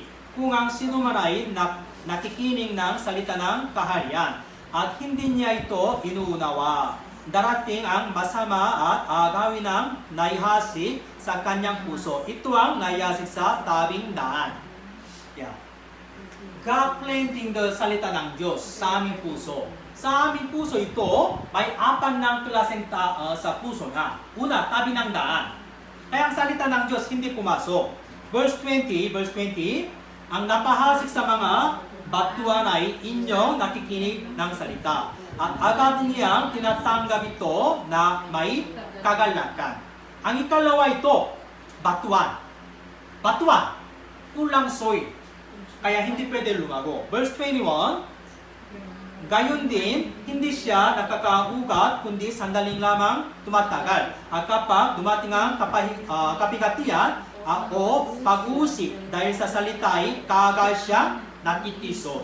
28, napahasik sa mga tinikan ay inyong nakikinig ng salita. Ngunit ang kabalisahan ng sanlibutan at ang daya ng mga kayamanan ay sumasakal sa salita at iyon ay nagiging walang bunga. Tapos verse 23, ang maputing lupa lang ito, 30 times, 60 times, 100 times, nakubunga na po. Actually, last week, I explained po, parang may apan ng sa puso na. Apan ng puso. Tabi ng daan, batuan, tinikan, maputing lupa.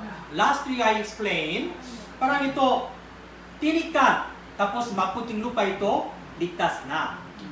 Pero when I meditation again, hindi. Tinikan, hindi pa ligtas pa rin.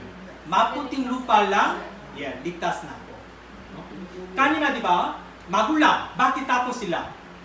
Ayaw nila, pinalayas ng sinagoga. Mas importante sinagoga lang, di ba? Parehas po, ito.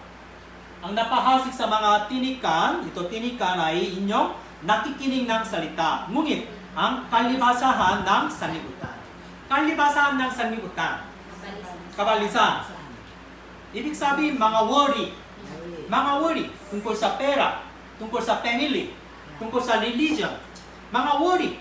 Mas importante ganitong mga bagay. Kaya hindi pwede maligtas. Huh? Parehas po, mga magulang. Bakit ako sila? Bakit ako? Dahil hindi pa ligtas. Pero, iba sa bulak, walang takot. Diba? Walang takot.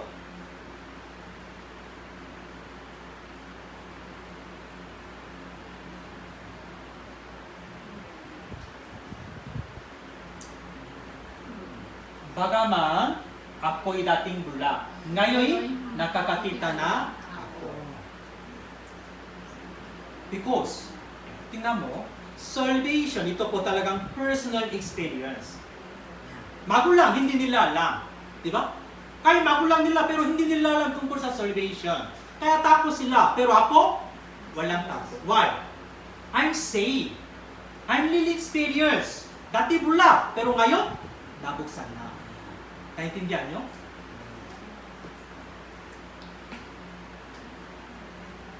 Kawikan, tingnan mo Bible, Kawikan chapter 21. Pagkatapos ng awit, Kawikan chapter 21.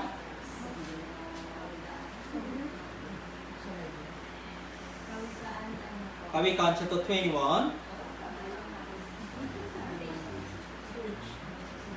Verse 28.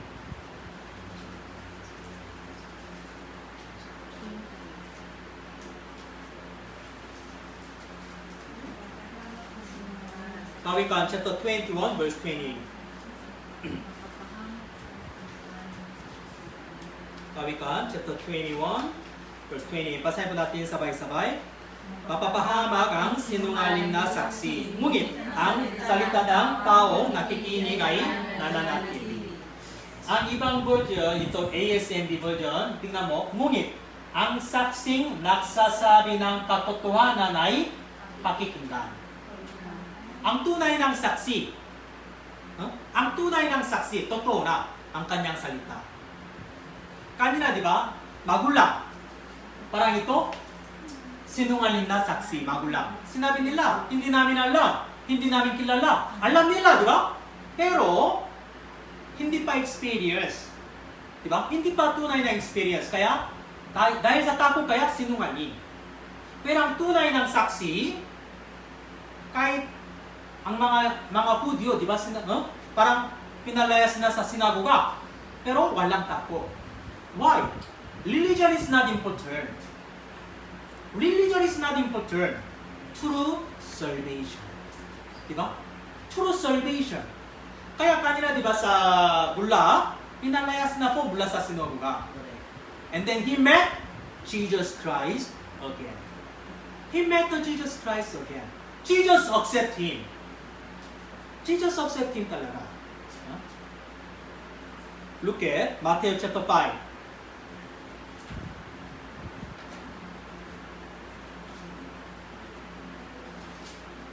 Matthew chapter 5.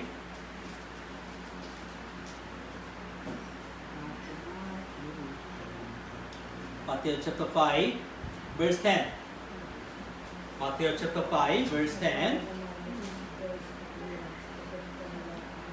Matthew chapter 5, verse 10. Mapapalat ang mga inuusik dahil sa katuwiran, sapagkat kanila ang kaharian ng langit.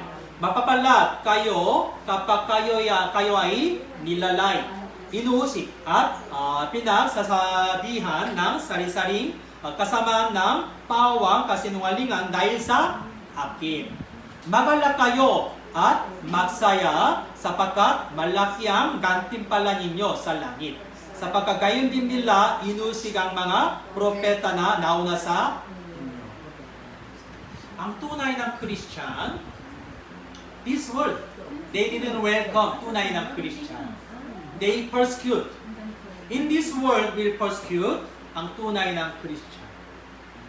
Jesus Christ, He was killed, di ba?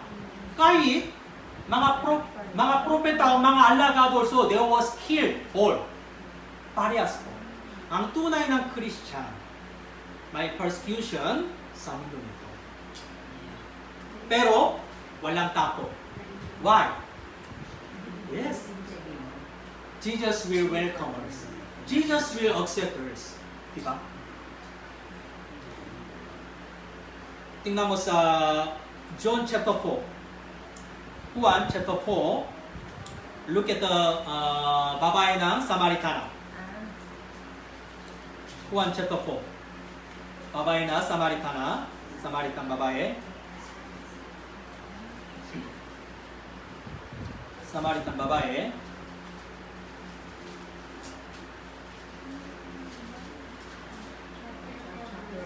Verse 9. Verse 9 first. Verse 9. Sinabi sa kanya ng babaeng Samaritana, paano nangyari na ikaw na isang Hudyo ay humingi ng mainom sa akin na isang babaeng Samaritana sapagkat hindi nakikisama ang mga Hudyo sa mga Samaritano. Actually, di ba, verse 7 here, bigyan mo ako ng inumin. Hingi ng tubig. Di ba? Si Jesus hingi ng tubig. Pero, ang babae ito, Samaritana, ayaw niya. Bakit? Oh, ikaw na, Hudyo, ako na Samaritano. Ayaw ko na. Parang enemy na, enemy. At first time, he doesn't know who is Jesus Christ. Diba? Parang ang isip niya, isang Hudyo lang. Pero, later here, diba?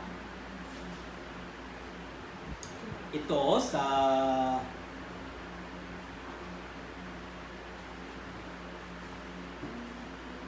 verse 16, sinabi sa kanya ni Jesus, umalis ka na, tawagin mo ang inyong asawa at umalik ka rito. Ang babae ay sumagot sa kanya, wala akong asawa. Sinabi sa kanya ni Jesus, tama ang sinabi mo, wala akong asawa. Verse 18, sapagkat nakaroon ka na ng 5 asawa at ang kinakasama mo ngayon ay hindi mo asawa. Totoo ang sinabi mo ito. Kaya verse 19, Sinabi sa kanya ni babae, Ginoo, nakikita kung ikaw ay isang propeta. Kanina ang isip niya, just Israelita, Hudyo lang. Ang lalaki na Hudyo. Pero ngayon ano ba? Isang propeta. Pero, he continued to talk that. Diba? He continued to talk to that.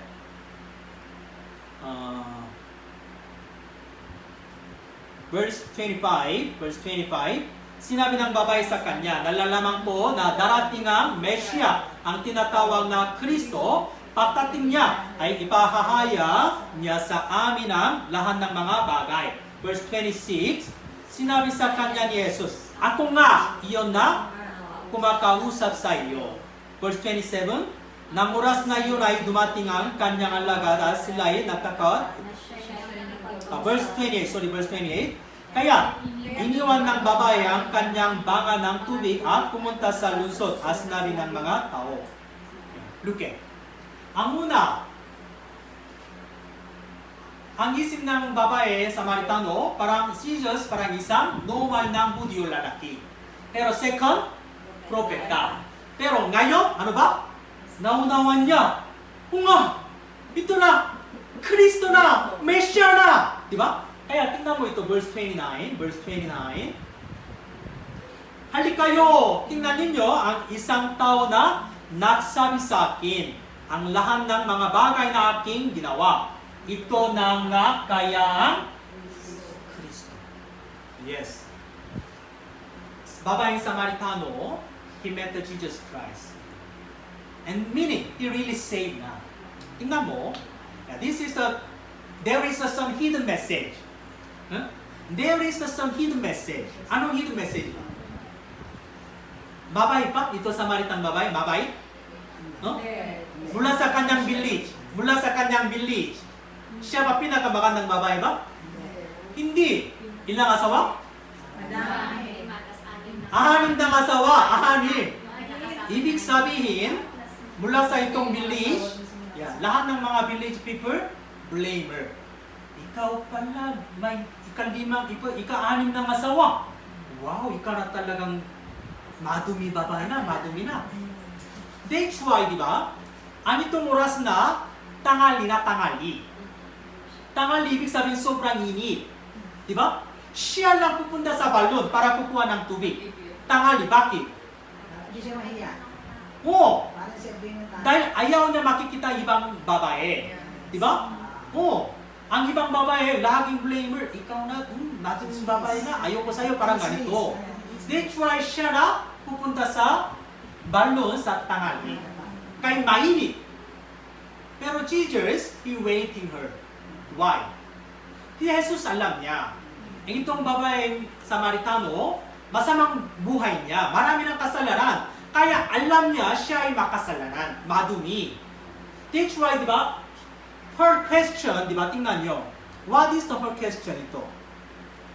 Nalalaman ko na darating ang Mesya, ang tinatawag kay Kristo, pagdating niya ay ipapahayag niya sa amin ang lahat ng mga bagay.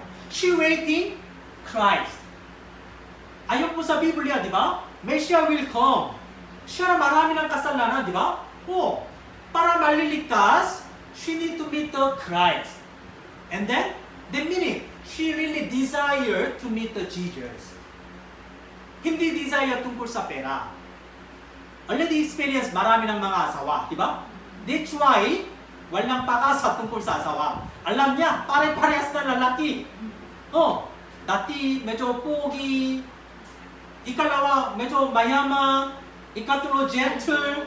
Oh, pero pare-parehas na.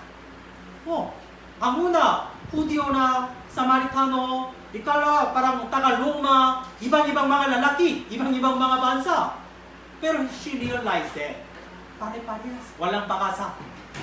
Ang tunay ng pakasa dapat kaligtasan sa pamamagitan ng Christ. Naintindihan mo? That's why Jesus met her. That time she really realized that. Tingnan mo, dati ayaw niya pakiusap ng mga ibang tao. Pero ngayon tingnan nyo. After she met the Jesus Christ, halik kayo! Tingnan niyo ang isang tao na nagsabi sa akin ng lahat ng mga bagay na aking ginawa. Aking ginawa, ibig sabihin, 5 asawa. Aking ginawa, 5 asawa. Dati nahihiya, kaya ayaw niya mag-usap kanito. Pero ngayon, matapang. Di ba? Oh, ito na ang kayang Kristo. Matapang po. Dati nahiya, pero ngayon, matapang. Why? Parehas po, bulak. Dati ako bulak, pero ngayon, nakakita. Dati ako blind, but now, open. I'm saved. That is the same testimony lahat ng born again Christian. Kung walang ganitong testimony, you need to check your salvation. Meron ba ganitong testimony? O takot pa, takot? Natakot? Actually, di ba? Bulak. O ito Samaritang babae, hindi keto bulak. Bulak na bulak, bulak pa kapanganak. Ibig sabihin, he couldn't graduate even elementary. He couldn't study. Di ba? Hindi niya alam sa paano magpabasa. Di ba?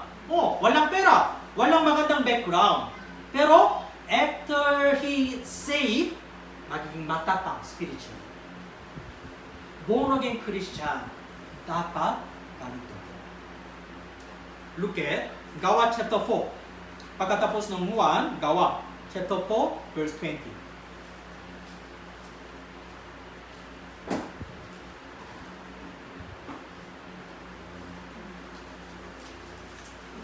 Gawa chapter 4, verse 20. Mula verse 18. Kaya sila'y ipinatawag nila at inutusan na sa anumang paraan ay huwag na silang magsalita ni magturo sa pangalan ni Jesus. Yes. Mga Hudyo, parang ganito sinabi niya. Huwag na silang magsasalita ni magturo sa pangalan ni Jesus. Parang bawal. Pero verse 19, nang sumagot sa kanila si Pedro at si Juan, kung matuwi sa paningin ng Diyos na makinig muna sa inyo, sa halin na sa Diyos. Kayo ang pumatol. Verse 20, sapagkat hindi maaaring hindi namin sabihin ang aming nakita at narinig. Hindi maaaring hindi namin sabihin ang anumang nakita at narinig. Ibig sabihin, nasa law, may katotohanan, di ba? May katotohanan. Hindi pwede tahimik. Hindi pwede tahimik. Di ba? Halimbawa, if you know, o kung ikaw na may gamot, o vaccine ng coronavirus, may gamot na ngayon, kung gano'n, tahimik ka? Hindi. Tahimik ka? Sasabihin mo. Yes! Sasabihin! Sa buong bansa, di ba? I will go to Malacanang. Hindi pwede tahimik. Di ba? Ang dami ng tao mamamatay na ngayon, di ba? Kaya hindi pwede tahimik. Alias po, ako na may katotohanan. May ibangelyo. Di ba? May ibangelyo, kaya hindi pwede tahimik. Hindi pwede nahiya. Roma, pagkatapos ng gawa, Roma chapter 1:16.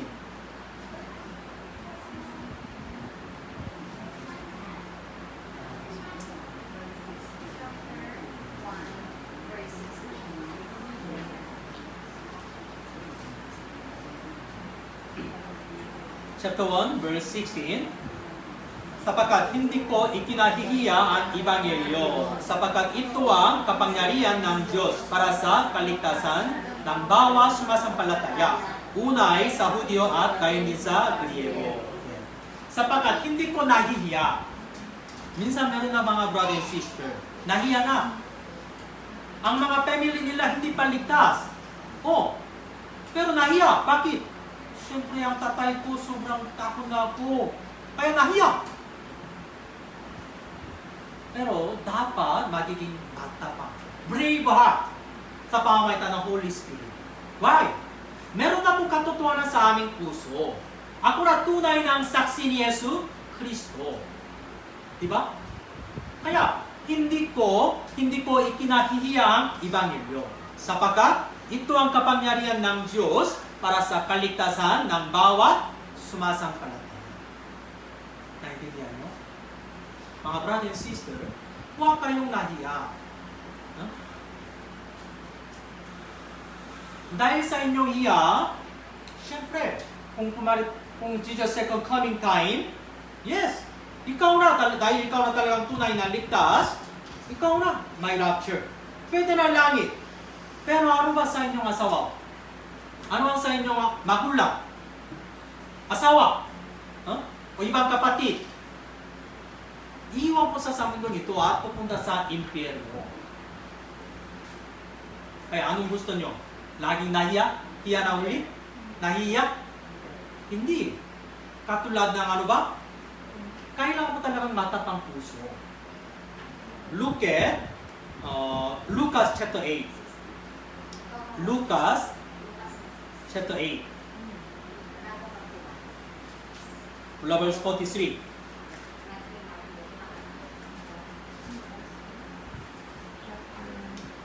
Chapter 8. Lucas chapter 8. Lucas chapter 8.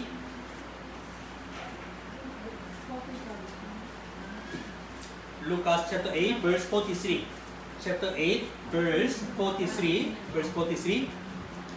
May isang babae na 12 taon na dinudugo at di makapagaling ng sinuman. Verse 44. Na lumapit sa kanyang likuran. Hinawakan ang laylayan ng kanyang damit at agad na tumigil ang kanyang pagtudugo. Sinabi ni Jesus, sino ang humawak sa akin? Nang tumatanggi ang lahat. Sinabi ni Pedro, Guro, pinapalibutan ka na at sinasisiksik na ang napakaraming tao. 46. Subalit sinabi ni Jesus, may umawak sa akin sapagkat alam ko na may kapangyarihan umalis sa akin. May isang babae na po, 12 taon, 12 years na po, dinudugo. 12 years ang dugo na. May sakit na ganito, 12 years. Bilang babae, sobrang shy na. Di ba? Sobrang shy. Pero, she has na talagang pananampalataya. Narinig niya tungkol kay Yesu Kristo, di ba? Kaya, actually, tingnan mo, hindi na she hug Jesus Christ. Ano ba? Touch na damit niya. Just konti lang he holding the Jesus damit. That time, dahil sa pananampalataya itong babae, kaya ano ba? Ang kapangyarihan ni Yesu Kristo, umalis na. That time, tingnan mo ito, verse 47, nang makita ng babae na siya ay hindi natatago. Nangangatas siya lumapis sa napatira pa at harapan niya. Kanyang sinabi sa harapan ng mga tao kung bakit niya hinawakan si Jesus kung paano siya ay kaagad gumaling. 48, sinabi niya sa kanya, anak, pinagaling ka ng inyong pananampalataya. Humayo kang payapa. Look at. Ang itong babae ng balo, hindi babae ng balo, ang itong 12 years na dinudugo, babae, di ba? Also, ang kanyang sakit, gumaling na. May experience, tunay ng experience, di ba? Dati nahiya, pero ngayon gumaling na. That's why, yes, she gave the testimony. She gave the testimony in front of the lahat ng mga tao na po. Look at Roma chapter 10. Roma chapter 10. Roma chapter 10 verse 10. Roma chapter 10 verse 10. Roma chapter 10 verse 10. Actually, this is also very famous Bible verse. Diba? Sapagkat sa puso ang tao ay nananampalataya, kaya itunuturing na ganap. Sa pamamagitan ng bibig ay napapahaya, kaya naliligtas.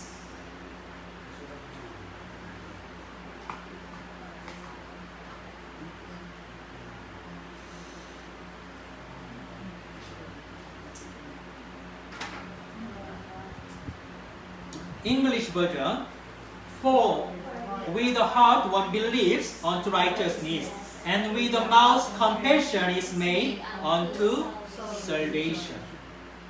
Look at. Parang this Bible verse also many church they use, ano ba? ABC. Admit. Accept, admit. And also, believe and confess. Pero tingnan mo, this Bible verse kanina, di ba? Taong bulak o Samaritan babae o 12 dinudugo itong babae. In their case, they have a true experience. Di ba? True experience. That's why they really believe Jesus. And then, yes, they give the testimony. Confess na po, believe. Huh? Because they have the experience truly. Naintindihan nyo?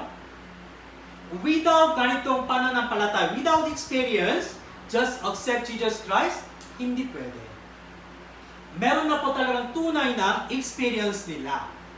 In our case also, we have the true salvation, experience true salvation, eternal redemption, di ba?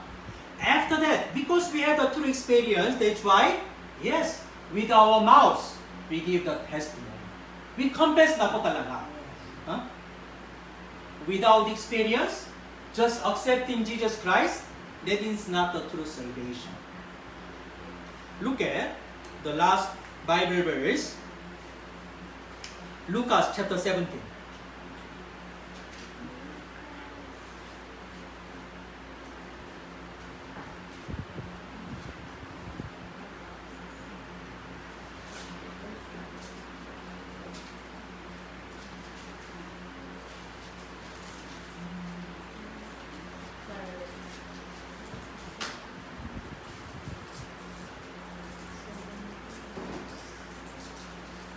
Luke chapter 17.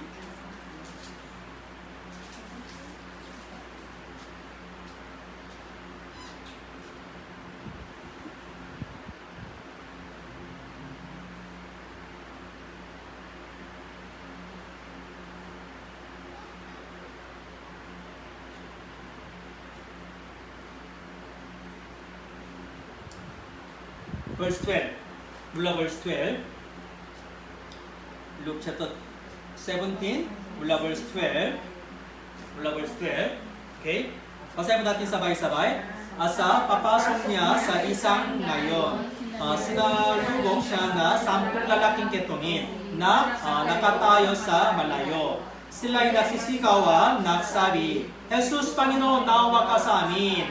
Nang kanyang makita, sila ay sinabi niya sa kanila, "Humayo kayo at kayo'y mapakita sa mga pari." Habang sila ay umalis, sila ay nagiging malinis. Verse 15, nang makita ng isa sa kanila na siya ay gumaling na, pinupuri ng malakas ng tinig ang Diyos. 16, siya ay napatira pa sa paanan ni Jesus na napapasalamat sa kanyang siya ay isang Samaritano. Verse 17, at nagtanong si Jesus, hindi ba 10 ang nalinis? Nasaan ang siyam? Wala bang nakakuwang bumalik at napigay na puri sa Diyos maliban sa dayuhan ito? Verse 19, at sinabi ni Jesus sa kanya, tumindig ka at umayo. Pinagaling ka ng inyong pananampalataya. When we look at this Bible verse, let's thinking that physical blessing and spiritual salvation. Many people they thinking that they are blessed physically, that's why they save. But when you look at this Bible verse, that is the totally mali. Ayon po sa itong versikulo, mga ilang ketong gumaling na. Mga ilang, di ba, may 10 ketongin, di ba?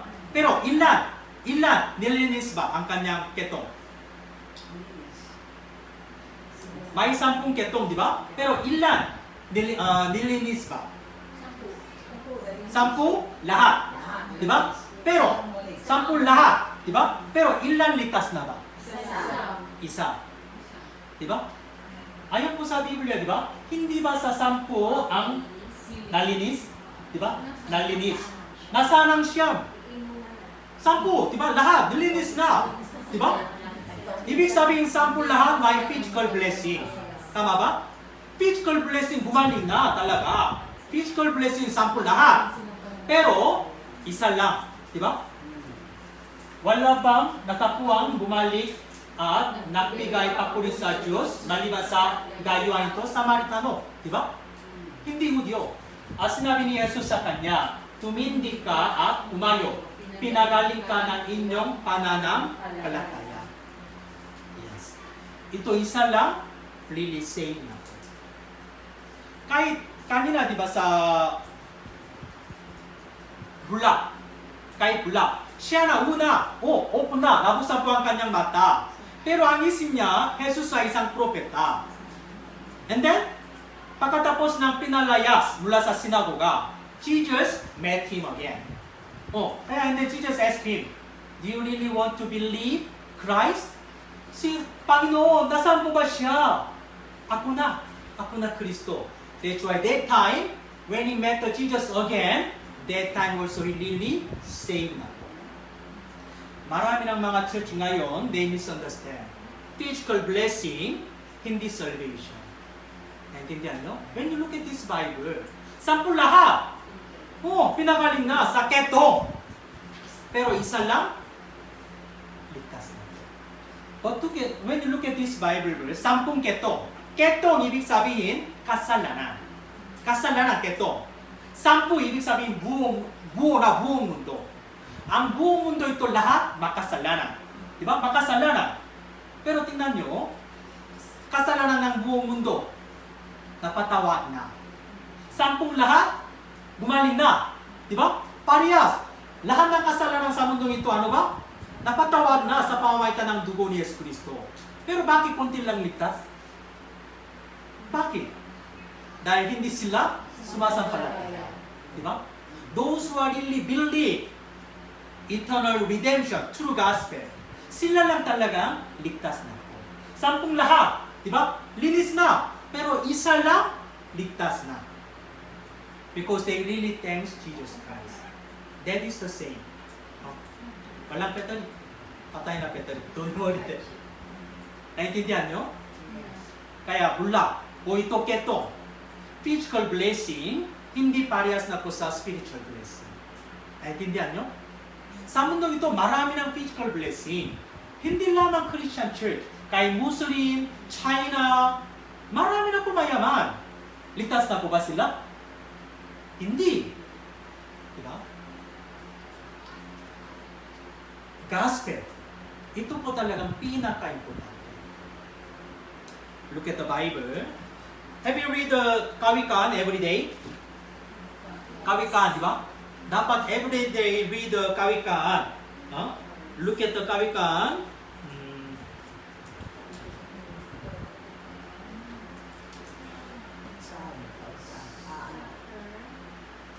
Chapter 24.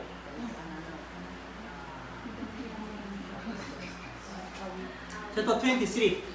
Kawikaan, chapter 23.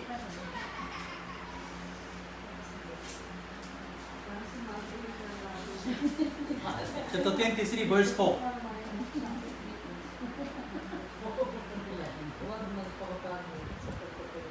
Chapter 23, verse 4. Chapter 23, verse 4. Huwag magpakapagos sa pagpapayaman. Maging matalino ka na ang sarili mapigilan. Verse 5. Kapag mapadagko doon ang iyong paningin, iyon ay napaparam sapagkat biglang nakakapakpak ang kayamanan. Lumilipad na gaya ng agila patungo karangitan. Verse 17. Verse 17.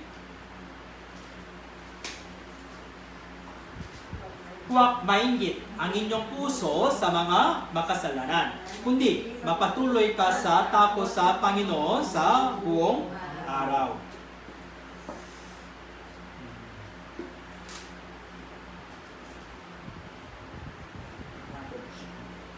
Verse 20, chapter 24, verse 1. Chapter 24, verse 1.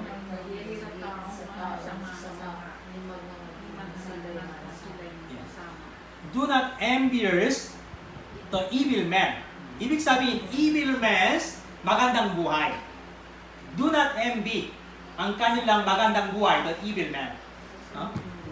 The Bible ulit-ulit, sinabi niya parang ganito. Huh?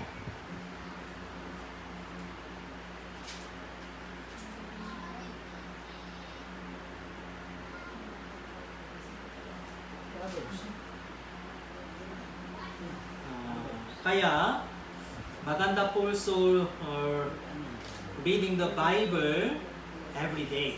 Especially to kayo can also, every day, please read the Bible every day. Bible also recommends us, do not envy mga mayaman. Do not love in this world and worldly things. Yeah, actually, we have to work diligently. Para ano? Para ikaw na magiging mayaman? Hindi. Yes, we will work more diligently. And then we will earn the money. What will you do with the money? Bibili ng lote? Ikatayo ng sa building? Mo pwede rin, pero una, dapat lahat ng mga bagay para kaluwalhatian ng Diyos. Mateo chapter 10 verse 31, kahit anumang, unang Korinto chapter 10 verse 31, kahit anumang kumakain o umiinom, lahat gawin ninyo para kaluwalhatian ng Diyos. Actually today, we study about Juan chapter 9 tungkol sa isang bulak. Diba? Dati, ako bulak, pero ngayon, nakakita. Dati ako makasalanan para pupunta sa impyerno, pero ngayon, yes, save na. Kailangan po ganitong matatang puso. Kahit anumang sa harapan ng mga tao. Okay, let's pray together. So, Heavenly Holy Father God, thank you so much. Father, please give us more strong faith. Help us to more focus the Word of God. Please help to our brother and sister every day reading the Bible and meditation the Bible. And also God, please help us also evangelize ang marami ng mga tao po sa mundong ito. Dahil hindi nila alam ang kanilang mga kasalanan. Thank you, Father. We pray in Jesus' name, our Lord. Amen. Thank you.